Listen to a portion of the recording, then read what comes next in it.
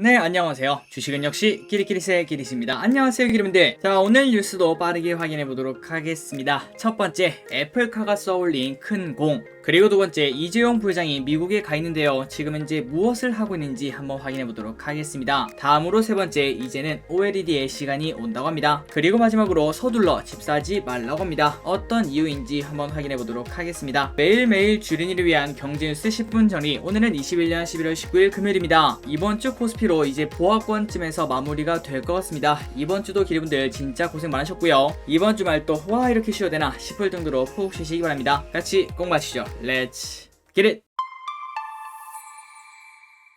자, 한 주의 마지막인 금요일은 진짜 타이틀만 보고 넘어간다. 이러한 마인드로 빠르게 보고 넘어가도록 하겠습니다. 그리고 들어가기 앞서 좋아요 누르시면 저 기리색에 매우 큰 힘이 됩니다. 정말 감사합니다. 자, 어제 저녁 미국장은 엔비디아가 급등을 했고요. 그 다음에 반도체주가 올라갔다고 합니다. 그리고 플러스 애플도 최고치를 달성했다고 하네요. 18일 어제죠. 뉴욕 증시에서 블루칩 클럽인 다우존스는 0.1% 내리고 마무리가 되었습니다. 그러나 S&P 500은 0.3%가 올랐고요. 그리고 마지막으로 기술주 중심의 나스닥 종합지수는 0.45% 오르고 마무리가 되었다고 합니다. 그리고 그 와중에 장기 국채금리는 하락을 했다고 하는데요. 이날 1.592로 시작했는데 그러나 마지막에는 1.584로 하락을 했고 이렇게 국채금리가 하락을 하니까 기술주 강세가 이어졌다고 합니다. 자, 이날 뉴욕 증시는 엔비디아의 호실적에 주목했으며 엔비디아는 시장 전망치를 상회하는 실적과 수익 전망치를 상향 조정했다고 합니다. 그러다 보니까 당연히 이날 주가는 8.2%나 급등했고요. 그리고 이러한 호실적은 반도체 업종 전반에 대한 매수세로 이어졌다고 합니다. AMD는 2.4% 상승, 퀄컴은 1.5% 상승, 마이크론은 2% 상승, 그리고 글로벌 파운드리도 2.5% 상승으로 마감을 했다고 합니다. 다음으로 애플은 엄청난 호재가 나왔습니다. 자율주행 자동차 여기에 뛰어든다는 소식이 나왔죠. 그래서 이러한 소식이 나오며 2.8% 오르며 사상 최고치를 기록을 했고요. 마지막으로 아마존은 스타벅스와 제휴한 계산원 없는 첫 번째 커피숍이 뉴욕시에 문을 열면서 주가가 4%나 상승을 했다고 합니다. 그리고 다음 뉴스를 보도록 하겠습니다. 최근 들어 정말 많이 올랐던 루시드, 리비안 이 두 개 기업의 주가가 최근 급락을 피하지 못하고 있다고 합니다. 최근 주가가 급등했던 전기차 스타트업 루시드와 리비안이 뉴욕 증시에서 10% 넘게 폭락을 했습니다. 최근 루시드와 리비안은 제2의 테슬라가 어딨냐 이거를 찾으려고 하는 투자자들에 의해 주가가 폭등을 했는데요. 테슬라 주가가 지난 10월 한 달 새 50% 오르고 시총이 1조 달러를 돌파하자 작은 호재에도 급등세를 이어왔다고 합니다. 그래서 루시드는 지난 16일날 루시드 에어를 내년 2만 대를 만들겠다 이렇게 발표한 다음에 하루 23%나 급등했고요. 그리고 올해 초에 비해 루시드가 360%나 올랐다고 합니다. 그리고 리비안도 올해 가장 큰 규모의 IPO에 성공하며 주가가 폭등을 한 바 있죠. 2배 넘게 올랐습니다. 그런데 이 두 개 기업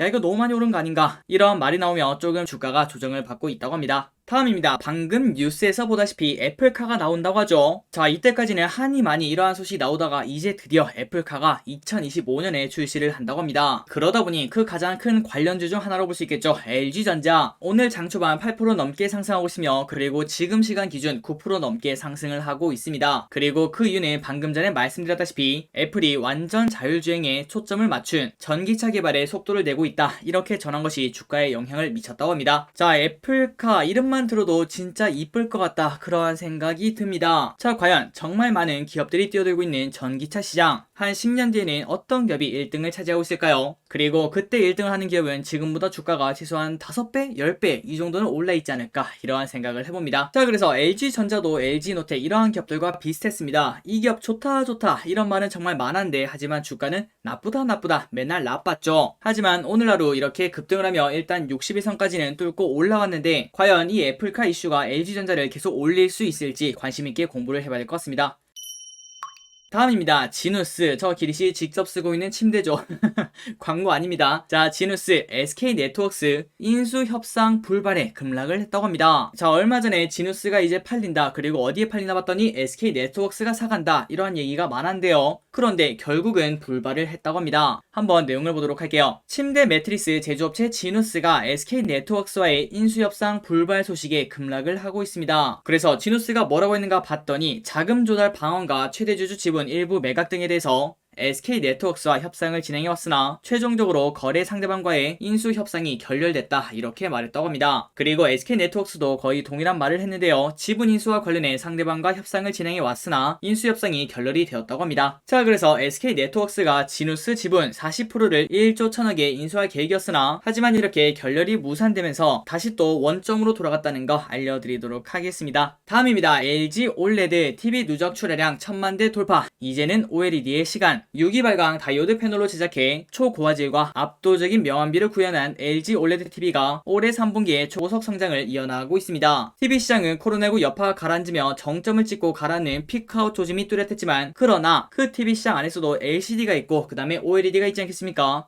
그런데 LG OLED TV는 지난해보다 2배 성장하며 누적 출하량 1000만 대를 돌파를 했다고 합니다. 그러니 코스피는 떨어지는데 메타버스는 오르는 것처럼 온도 차이가 있다는 거겠죠. 그래서 옴디아에 따르면 올해 3분기 LG OLED TV의 출하량은 89만 9천 대를 기록했으며 전년 동기 대비 80%가량 늘어난 수치라고 합니다. 그리고 3분기 기준 역대 최대 출하량이라고 합니다. 그리고 TV 수요가 연중 최고에 달하는 4분기에는 그리고 플러스 내년에는 월드컵도 있고 그 다음에 올림픽도 있죠. 이때도 충분히 TV 수요가 늘 수 있는 그러한 조건이 된다고 볼 수 있습니다. 그래서 4분기에도 전세계 OLED TV 출하량이 사상 처음 200만 대를 넘길 것으로 기대가 되며 옴디아는 지난해 365만 대 수준이던 OLED TV 시장이 약 80%가 성장해 올해는 650만 대로 커질 거라고 전망을 한다고 합니다. 그리고 이 수치는 지속적으로 늘어나고 있다고 하는데요. 올해 상반기만 해도 시장 규모가 580만 대 이 정도밖에 안 되겠냐 이렇게 예상을 했는데 그런데 시간이 흐르면서 봤더니 이거 650만 대는 되겠다 이렇게 올렸다는 거겠죠. 그리고 그 반면 방금 처음에 봤다시피 올해 3분기 전세계 TV 시장은 지난해 3분기 출하량이 6290만 대보다 무려 20%나 하락해서 5000만 대를 기록을 했다고 합니다. 그러니 TV 시장은 피크아웃이 맞지만 그런데 그 와중에 OLED TV는 쭉쭉 뻗어나가고 있다 이러한 뉴스를 확인해봤습니다. 자, 빠르게 내용을 보도록 하겠습니다. 제목이랑 내용은 똑같습니다. 네이버 웹툰 지옥이 19일 오후 5시에 넷플릭스 시리즈로 190여 국에 스트리밍 된다고 합니다. 그래서 줄거리를 대충 보자면은 저 길이 또 처음 봅니다. 예고 없이 등장한 지옥의 사자들에게 사람들이 지옥행 선고를 받는다고 하는데요. 그런데 이 혼란을 틈타 부흥한 종교단체가 있다고 합니다. 그리고 플러스 이 사건의 실체를 밝히려는 이들이 얽히면서 벌어지는 이야기를 담았다고 하네요. 그러니 여기까지 보자면은 조금 어두운 이야기인가 이러한 생각이 듭니다. 그래서 오늘 공개되는 지옥 과연 제2의 오징어 게임이 될 수 있을지 아니면은 너무나 기대가 큰 나머지 지리산처럼 될지 한번 오늘 저녁에 또 확인해 보도록 하겠습니다. 다음입니다. 동원 참치캔 최대 8%대 가격 인상, 라이트 스탠다드 220원 상승. 아마도 앞으로 이런 뉴스를 최소한 100개는 더 볼 겁니다. 그 이유가 뭘까요? 맞습니다. 인플레이션 때문이죠. 동원 F&B는 다음 달 1일부터 동원 참치 라이트 스탠다드를 포함한 참치캔 제품 22종의 가격을 평균 6.4% 인상을 한다고 합니다. 그리고 가격 인상은 17년 이후 약 5년 만이라고 하는데요. 그래서 원재료의 가격이 얼마나 올랐나 봤더니 참치캔에는 기름이 들어갑니다. 카놀라유, 대두유 이렇게 들어가는데 전년 대비 각각 151%, 147%나 상승했으며 그리고 통조림 캔을 만들 때는 철광석, 알루미늄이 필요한데 각각 64%, 81% 상승을 했다고 합니다. 그리고 가장 중요한 원재료 가다랑어가 필요하겠죠. 이 가다랑어의 가격도 2019년 하반기에는 1080달러였는데 이달에는 1600달러로 약 50%나 급등을 했다고 합니다. 그러다 보니 가격 인상이 불가피하다 이러한 생각을 해볼 수 있습니다.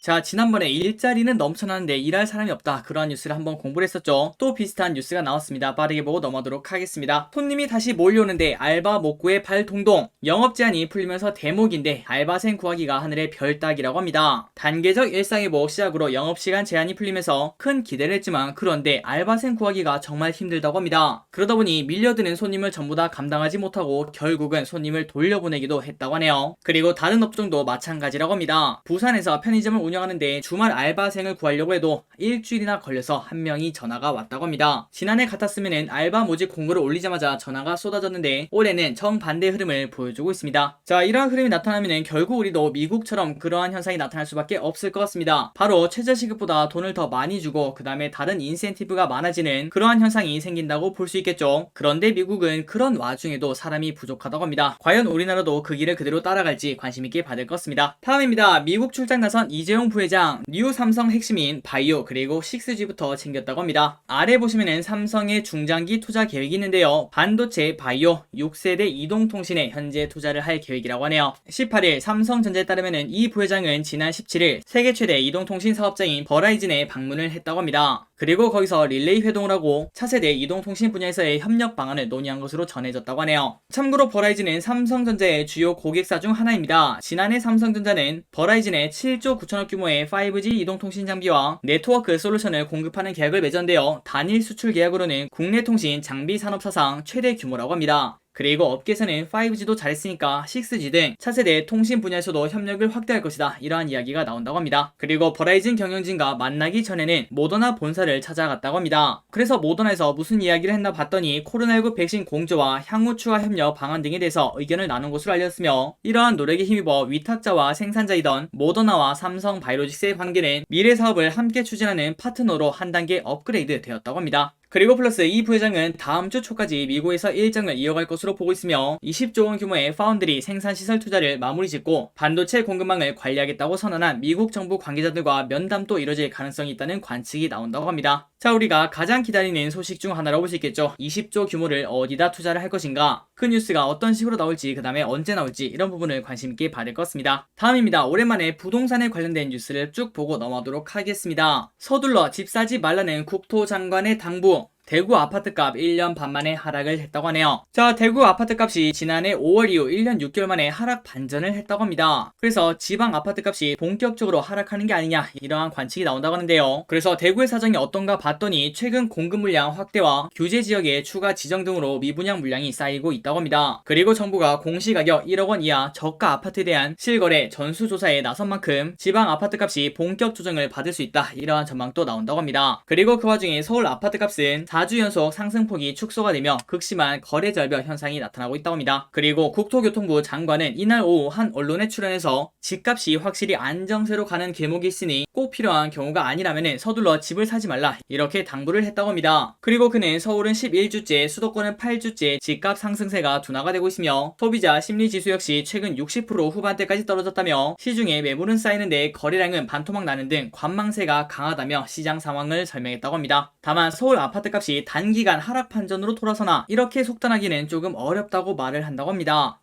일단 넉 달 후인 내년 3월 대선이 부동산 시장의 가장 큰 변수라고 하며 차기 정부의 방향성이 결정될 때까지는 일단은 눈치 보기가 되지 않겠나, 소강 상태가 되지 않겠나, 이러한 생각을 한다고 합니다. 자, 다음으로 오늘의 기업 두 가지를 보고 끝내보도록 하겠습니다. 첫 번째, SK 렌터카 안정적 성장 지속 중. SK 렌터카가 컨센서스를 하회하는 올해 3분기 실적을 거뒀습니다. 그러니까 실적이 나빴다는 소리겠죠. 하지만 단기적으로는 제주도 운행, 장기적으로는 장기 렌트 차량이 증가를 할 거기 때문에 성장을 지속할 것으로 관측을 한다고 합니다. 그래서 KTB 투자증권에 따르면 SK 렌터카의 올해 3분기 매출은 전년 동기 대비 27% 증가, 영업이익은 15%나 증가를 했다고 합니다. 그러나 컨센서스 대비 매출은 올랐는데 영업이익은 조금 많이 하락을 했다고 하네요. 하지만 수익성은 지속적으로 개선이 되고 있다고 합니다. 비수기인 동시에 코로나19로 인해 내륙공항 단기 렌터카 영업에 차질이 발생했지만 제주도 여행객 수는 증가하고 있기 때문에 단기 렌탈 부분의 수익성도 좋아졌으며 실제로 올해 3분기 영업이익률은 약 9.4% 수준으로 지난해 영업이익률 8.2%보다 1.2포인트 상승을 했다고 합니다. 그리고 장기적인 성장세도 펼쳐지는데요. 코로나19와 무관하게 장기 렌터 차량 대수는 늘고 있으며 이는 안정적인 성장에 기여를 할 것으로 예상이 된다고 합니다. 또한 코로나19에 따른 중고차 가격 상승도 중고차 매출에 긍정적인 영향을 미치고 있다고 하네요. 그렇기 때문에 KTB 투자증권은 SK 렌터카의 투자 의견 매수 목표 주가 17,000원을 유지를 했다고 합니다. 그리고 참고로 전일 종가는 1,600원, 상승 여력이 50% 넘게 있다는 걸 확인할 수 있습니다. 그래서 SK 렌터카의 차트를 보니까 야, 이거 계속 떨어지는 칼날인데, 이러한 생각을 해볼 수 있습니다. 그런데 요즘 거의 대부분의 기업들이 이러한 흐름을 나타냅니다. 그 이유는 정말 심플하죠. 이 기업이 메타버스, NFT 게임이 아니기 때문입니다. 그렇기 때문에 다시 상승 반전을 하려면 조금 시간이 필요하겠지만, 그러나 이 기업은 지금 현재 성장을 하고 있기 때문에 미리 공부한 다음 관심 종목에 꼭 넣어놓고 한번 기분들 SK렌터카 장기 투자할 만한 가치가 있는지 공부를 해보시기 바랍니다. 다음입니다. 농심. 이 기업도 맨날 좋다 하는데 못 오르고 있는 기업이죠. 그런데 그렇게 좋다고 하니까 또 한 번 더 공부를 해보도록 하겠습니다. 가격 인상 효과 K라면 열풍, 농심 영업이익 성장률 상승. KB증권은 농심에 대해서 가격 인상 효과가 본격적으로 반영이 된다며 라면값이 올랐죠. 투자 의견 매수 목표 주가를 40만원을 유지를 했다고 합니다. 자, 곡물 가격 상승으로 인해서 지난 8월 16일날 국내 라면 판가 인상을 단행하여 2분기를 저점으로 영업이익률이 점진적으로 개선이 되고 있다고 합니다. 그리고 3분기에는 국내 가격 인상 효과가 확인되었고 내년에는 곡물가 부담이 완화가 되며 마진 스프레드가 확대될 전망이라고 내다봤다고 하네요. 그리고 K푸드 열풍을 타고 북미 지역에서 K라면 수요가 확대됨에 따라 내년 초에는 미국 2공장 가동을 시작해 늘어난 수요에 적극적으로 대응한다는 전략을 가지고 있다고 합니다. 자, 농심도 지금 현재 비슷한 상황입니다. 현재가 기준 60일선과 120일선을 위에 두고 있는 약간 하락하고 있는 그러한 흐름을 나타내고 있는데요. 하지만 이 기업도 지속적으로 성장을 하고 있고 그에 기반해서 목표가를 40만원으로 잡고 있기 때문에 SK렌터카와 똑같이 우리가 미리 공부를 한 다음에 관심 종목에 넣어놓고 언제부터 상승의 흐름을 만들지 그런 부분을 관심있게 봐야 될 것 같습니다. 자, 여러분들 이번 주말 농심 그리고 SK렌터카 꼭 한번 공부해보시기 바랍니다. 자, 오늘의 경제뉴스는 여기까지 끝났습니다. 오늘도 이렇게 같이 공부해주셔서 진심으로 감사드리고 이번 주말에 푹 쉬시기 바랍니다. 지금까지 기대셨습니다. 빠이요.